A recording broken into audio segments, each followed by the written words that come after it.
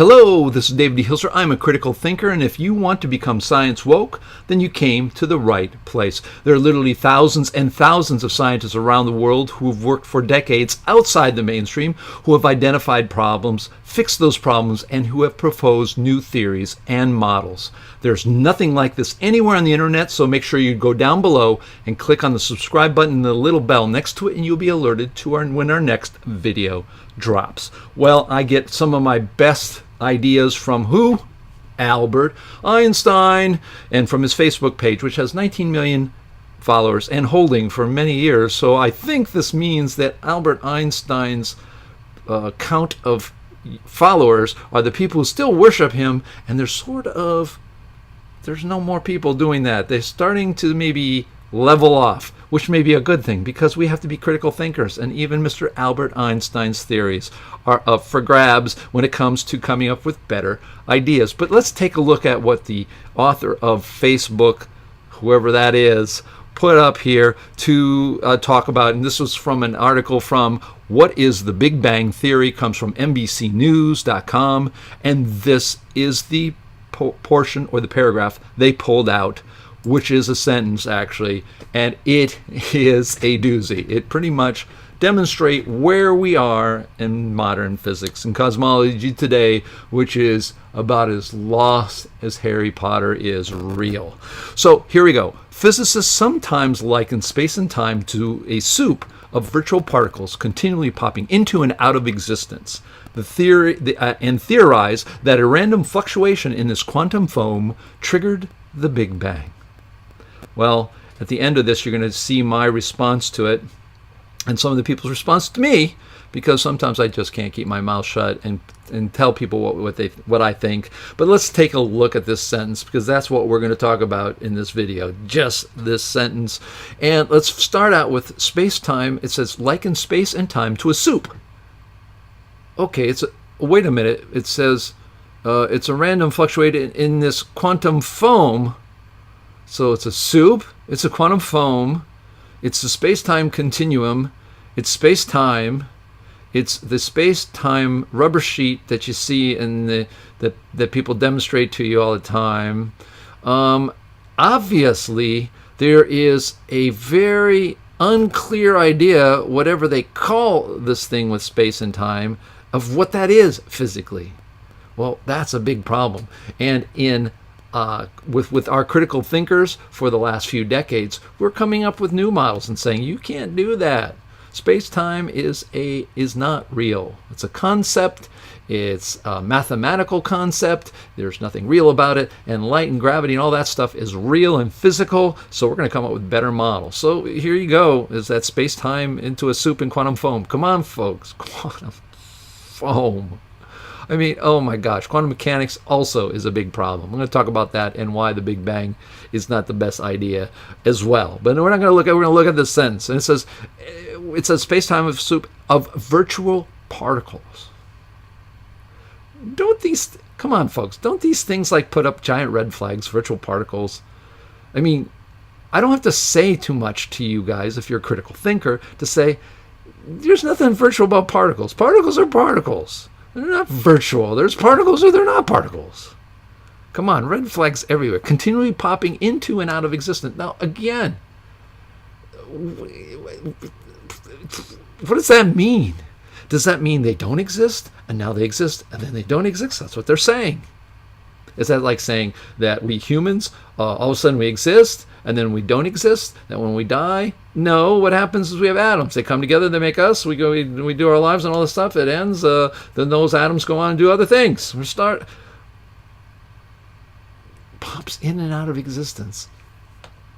Why? I mean, again, this is magic. I don't have to say much, okay? Theorize that a random fluctuation in this quantum foam, random fluctuation. Caused by what? Fluctuations have to have a reason.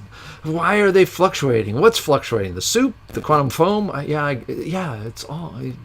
Dave, don't you get it? It's stuff out there, and then things pop into existence and go away. How magical. I mean, this sounds like voodoo. This sounds like the medicine man. This sounds like stories of old where people were making things up and the universe and big turtles folks, this is where science is. This is where science is today. Random fluctuations of quantum that triggered the Big Bang. What's the Big Bang? Well, the idea that everything exploded out of this little nothing, maybe the size of a pea, they keep on saying. And in the article, they talk about 375,000 years after the beginning of the Big Bang happened this. 375,000. They're getting... First of all, the Big Bang is a theory. Most everybody outside the mainstream who's thought about this for a long time, who are critical thinkers like yourself should do, go out there and look at the Big Bang, look at the things that critical thinkers say on our website, naturalphilosophy.org. Make up your own mind. But it doesn't take too long for you to think the Big Bang's not the only answer. Why can't we just have an eternal universe? Well, the reason they say there's a Big Bang is the red shift. I'm going to talk about this, but in brief, what does that mean? Well, that means everything looks like it should be moving away from us. So it must have exploded.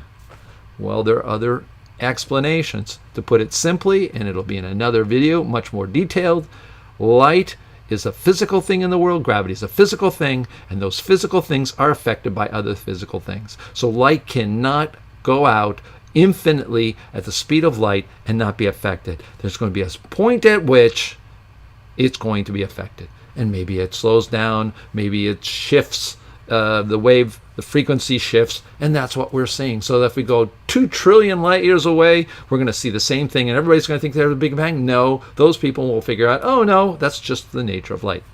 That's for another video.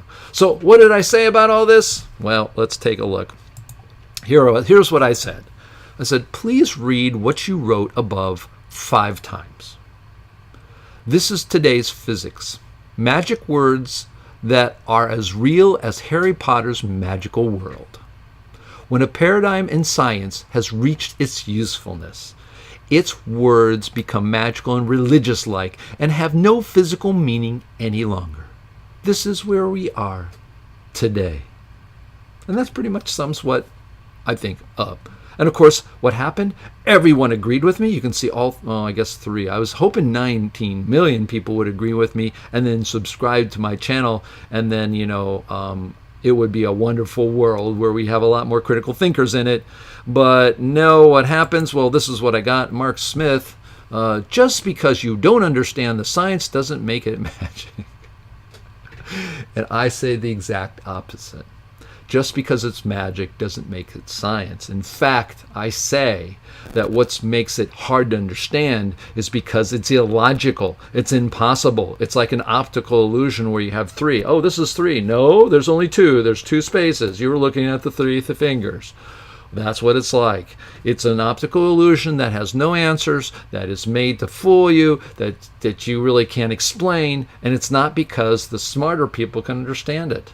You can't understand a paradox. A paradox is a paradox is a paradox. A problem is a problem is a problem. So it's not from the people who don't understand. It's not because of the people who don't understand it, that's me and you. It's because the people who create garbage. Straight and simple. So somebody else made a different quote, sort of a response to it later on, and they said, Mark Smith, yeah, but you don't really understand the clash between 2 dying meta-narratives and failure of neo-magnetism to underconstruct the Gestalt shift of some French there. In the post-truth age, it doesn't matter if you understand the science or haven't read enough Levi Strauss to respect the wisdom of magic.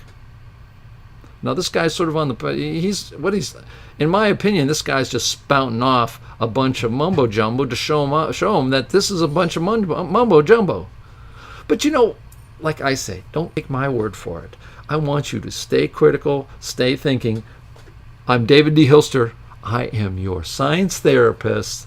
I want you to become science woke. Ciao for now.